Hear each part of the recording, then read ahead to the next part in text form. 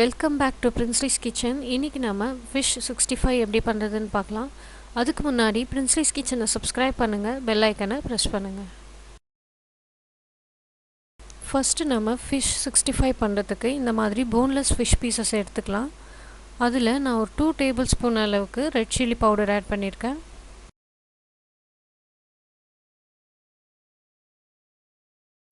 கரம் மசாலா ஒரு 1/2 டீஸ்பூன் அளவுக்கு ஆட் பண்ணிக்கலாம். ஒரு 1 டீஸ்பூன் அளவுக்கு ஜிஞ்சர் கார்லிக் பேஸ்ட் ஆட் பண்ணிக்கோங்க.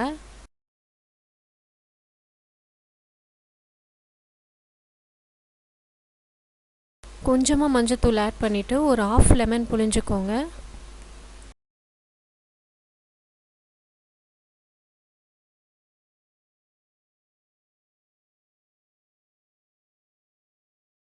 கூடவே நம்ம ஒரு 1/2 டீஸ்பூன் அளவுக்கு பிளாக் பெப்பர் பவுடர் ஆட் பண்ணிக்கலாம். மசாலாலாம் ஆட் பண்ணதுக்கப்புறமா நல்லா மிக்ஸ் பண்ணிக்கோங்க.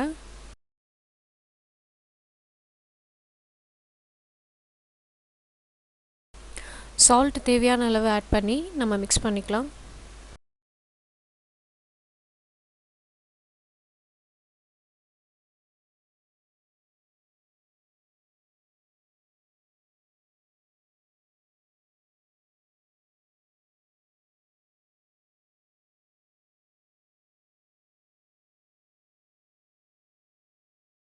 ஃபிஷ்ஷு நல்லா கிறிஸ்பியாக வரத்துக்காக ஒரு 2 டேபிள் ஸ்பூன் அளவுக்கு அரிசி மாவு ஆட் பண்ணி மிக்ஸ் பண்ணிக்கோங்க.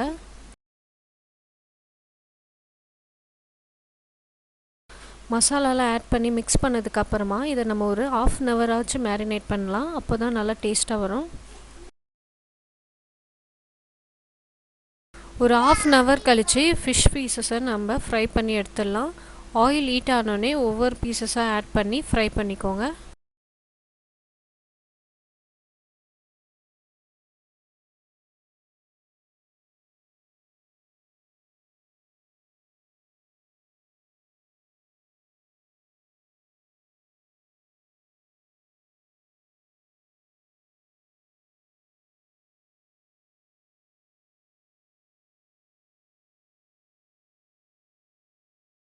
ஃபிஷ் பீசஸ் ஆட் பண்ணி ஒரு 5 minutes கழித்து எல்லா பீசஸையும் நல்லா திருப்பி விட்டு ஃப்ரை பண்ணிக்கோங்க.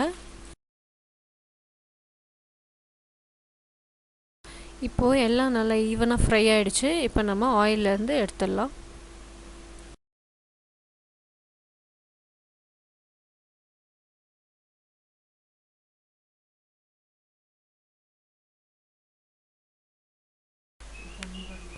ரொம்ப டேஸ்டியான கிறிஸ்பியான ஃபிஷ் 65 ரெடி பண்ணியாச்சு.